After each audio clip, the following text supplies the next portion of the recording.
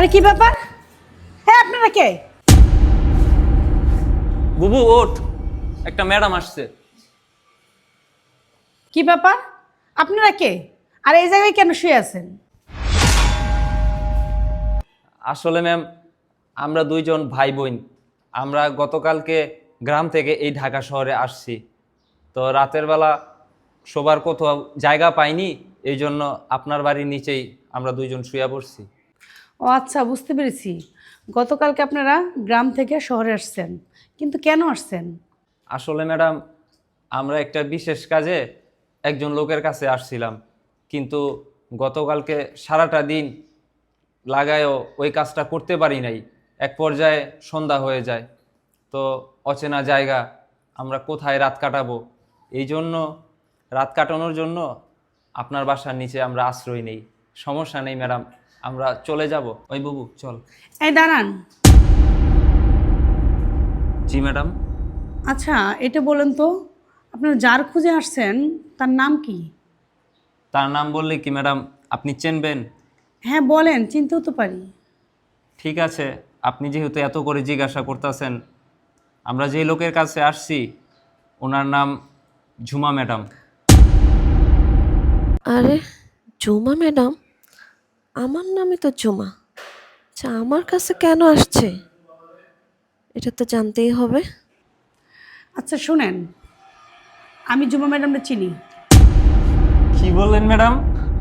সত্যি কইতাছেন ম্যাডাম? আপনি ঝুমা ম্যাডামরে চেনেন? তাহলে আমাদেরকে ঝুমা ম্যাডামের সাথে দেখা করান। ওই বাবু, তুই শুনলি ম্যাডামে নাকি ঝুমা ম্যাডামরে চেনে? যাক, তাহলে তো আমাদের কাজটা হয়ে যাবো গা। আচ্ছা আপনারা আসেন, আমি জুমা ম্যাডামের সাথে আপনাদের দেখা করে দিব। আচ্ছা ঠিক আছে। আচ্ছা, ওই ঠিক বাবু আছে, আসেন। চল চল চল। আসেন, বসেন।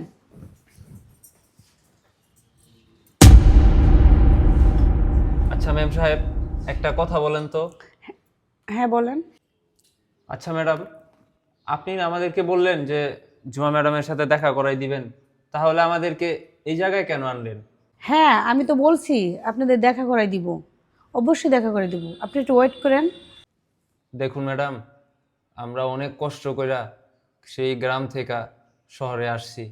আমরা ঝুমা ম্যাডামের খোঁজে এই শহরের এই গলি ও গলি অনেক জায়গায় খোঁজাখুঁজি করছি। সারাটা দিন না খায়া এই রৌদ্রের মধ্যে পুইরা আমরা দুই ভাই বোনে ঝুমা ম্যাডামরে খোঁজাখুঁজি করছি, কিন্তু কোথাও পাই নাই। পরে এক পর্যায়ে রাত হয়ে যায়, অচেনা জায়গা, আমরা কোথায় রাত কাটাবো, তাই নিরুপায় হয়ে আপনার বাসার নিচেই আমরা শুয়ে পড়ি। দেখুন ম্যাডাম, আমাদেরকে আর কষ্ট দিয়েন না, আমরা অনেক ক্লান্ত। আমরা ঝুমা ম্যাডামের কাছে একটা বিশেষ আবদার নিয়ে আসছি। আমরা সেই আবদারটা ওনাকে বলবো, তারপর আমরা এখান থেকে চলে যাব। দেখতেছেন না, আমরা সাথে কইরা কোনো জামা কাপড়ও নিয়ে আসি নাই, আমরা এক কাপড়ে চলে আসছি। খুব জরুরি একটা কাজে আসছি ঝুমা ম্যাডামের কাছে। আপনি দয়া কইরা আমাদেরকে ঝুমা ম্যাডামের কাছে নিয়ে যান। হ্যাঁ, আমি তো বলছি আপনাদের জুমা ম্যাডামের সাথে দেখা করাই দিব, কিন্তু আমাকে এটা বলেন তো, আপনারা কোন গ্রাম থেকে আসছেন আর গ্রামের নাম কি?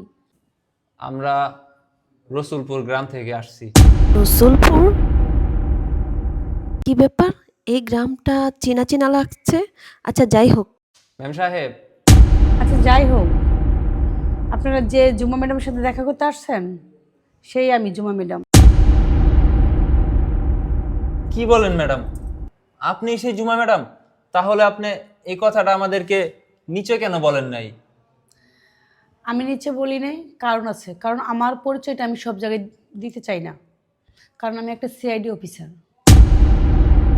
ও আচ্ছা, এই ব্যাপার। তো যেহেতু আপনার সাথে দেখা হয়েই গেল, তাইলে আমি কথাটা বলি। হ্যাঁ এখন বলেন, আপনি আমার কাছে কেন আসছেন? আসলে ম্যাডাম, আমি রসুলপুর সরকারি প্রাথমিক বিদ্যালয়ের গণিতের শিক্ষিকা রোকেয়া ম্যাডামের বড় ছেলে তামিম। আর ইনি আমার ছোট বোন আফরোজা। মা এই 2 বছর হয় শিক্ষকতা থেকে অবসর নিয়েছে।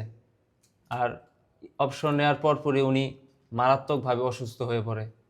উনি প্যারালাইসিসে অন্তর্ভুক্ত।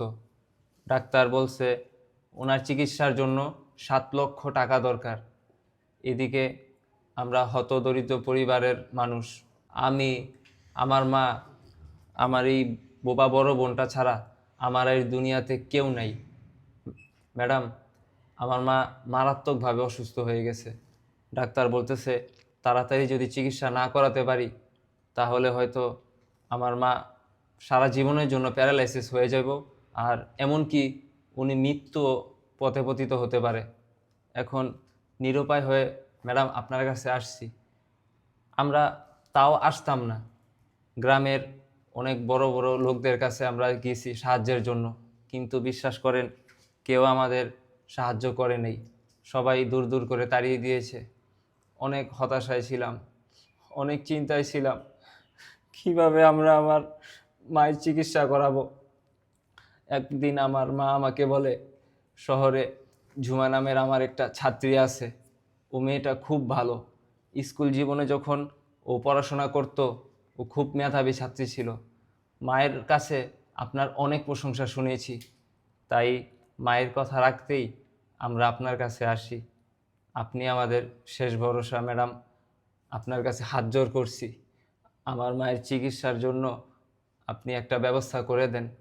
আপনি এই ঢাকা শহরের আপনার পরিচিত যত মানুষ আছে তাদের কাছ থেকে সাহায্য নিয়ে আমাদেরকে আমার মায়ের চিকিৎসা করার জন্য যদি কোনো ব্যবস্থা করে দিতেন তাহলে অনেক উপকার হতো।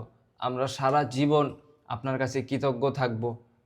আপনি আমাদের শেষ ভরসা, দয়া করে আমাদেরকে খালি হাতে ফিরিয়ে দিবেন না ম্যাডাম। দুঃখের কথা কি বলবো ম্যাডাম, আমার এই বোনটাকে দেখতেছেন, ও জন্ম থেকেই বোবা, আর এই কারণেই ওর কোথাও বিয়ে হচ্ছে না। এই বোবা বোনটাকেও আমার বসিয়ে বসিয়ে খাওয়াতে হয়। লোকজন অনেক খারাপ খারাপ কথা বলতেছে, কি করব ম্যাডাম, নিরুপায়, নসিব খারাপ, এই জন্য এমন দিন দেখতে হইতাছে। যাই হোক ম্যাডাম, আপনি আমার মায়ের চিকিৎসার জন্য একটা ব্যবস্থা করে দেন না। আপনার কাছে অত টাকা চাই নেই, আপনি যদি আমার মায়ের চিকিৎসার খরচের একটা ব্যবস্থা করে দিতেন তাহলে আমরা সারা জীবন আপনার গোলাম হয়ে থাকতাম। আপনি আমাদের শেষ ভরসা, আপনি আমাদেরকে খালি হাতে ফিরাই দিয়েন না। আরে কান্না করবেন না। আর আপনি কি বললেন?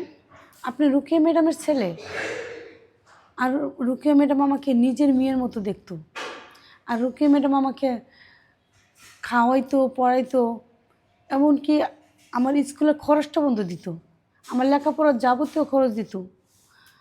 আর এই যে আজকে দেখতেছেন যে আমি সিআইডি অফিসার, কার জন্য জানেন?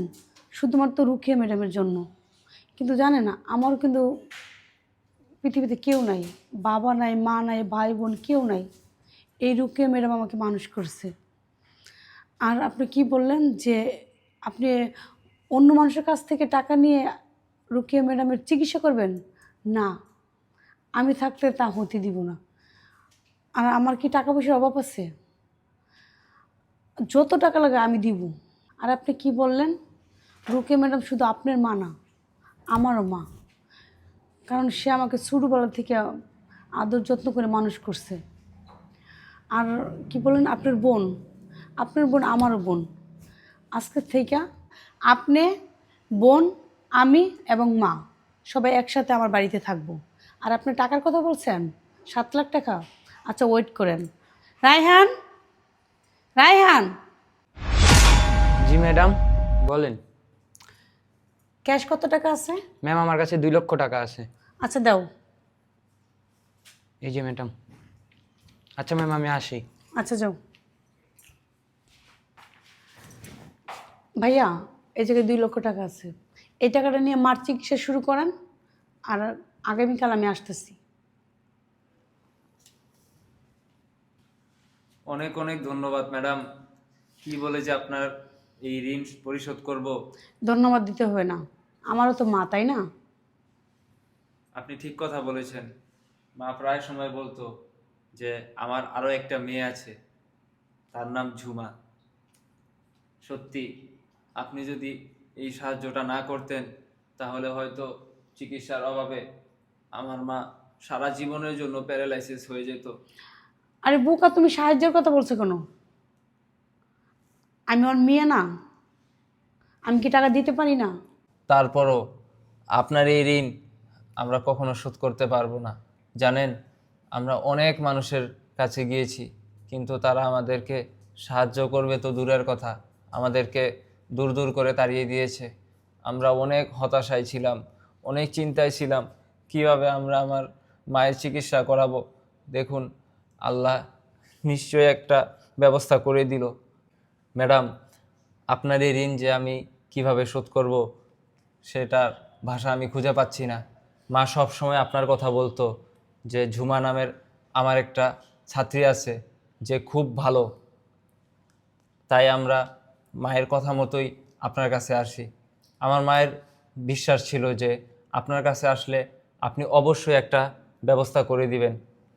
আপনি যে আমার মায়ের চিকিৎসার জন্য এতগুলো টাকা দিলেন, এই কথা যদি আমার মা জানে, মা খুব খুশি হবে। আর আপনি কি বললেন, আমার মায়ের চিকিৎসার পর আমরা সবাই এ বাসায় থাকব।